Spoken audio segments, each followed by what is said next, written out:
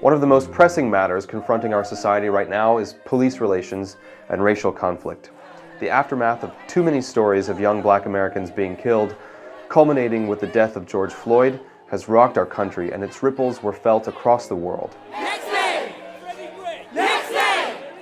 Next day! Art and music has always been a mirror that we can gaze into in order to examine our collective experience.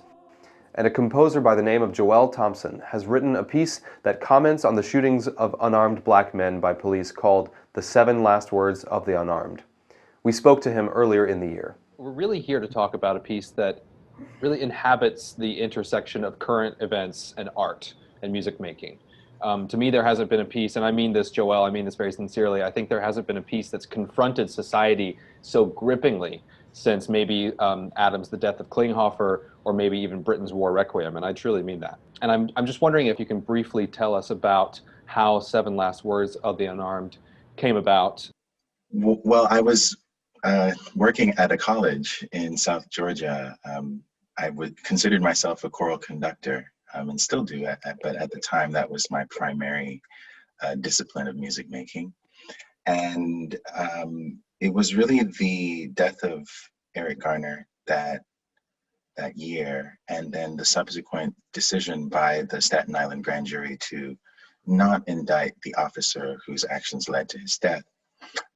It was really that decision that emotionally broke me in a way, and this piece was a way for me to pick up the pieces again, to organize my thoughts around the grief and pain and anger that I was feeling into a healthy expression of all of that, so that I didn't keep it pent up inside. I only had the 2 weeks of winter break in between semesters to really do the writing. So when that decision was announced in November, and I saw Shirin Barghi's Last Words project on Twitter, that pictogram series that was really the inspiration for the piece, I just assembled a table in a Word document with the liturgy of the 7 Last Words of Christ on the left column. And then on the right column, I used Shirin Barghi's journalistic research in her pictogram series to choose the words that I felt corresponded to the liturgy in an emotionally appropriate way.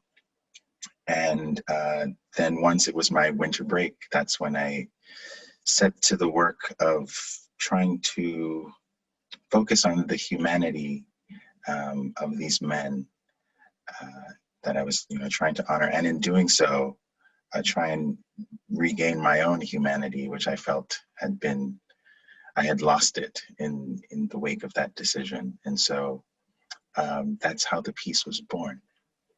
The piece's title and structure is actually a riff off of Franz Joseph Haydn's work, 7 Last Words of Christ, in which different phrases from Jesus Christ, as recorded in the 4 Gospels leading up to his death, are set to very contemplative and reflective music meant for worship. Each movement sets to music the words of 7 different young men, and this piece has a really incredible ability to set the tone for an honest and open dialogue, presenting facts and letting audience members wrestle with this for themselves. In the wake of this summer's unrest after George Floyd's murder, Thompson's poignant piece has seen renewed interest and has been featured on CNN and other national outlets.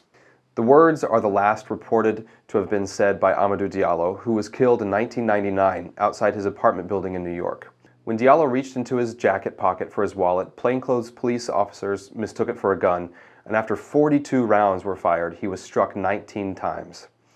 In this movement, entitled "Mom, I'm Going to College," the music has such sweetness, like a casual but tender conversation from mother to son. These are Amadou Diallo's last recorded words.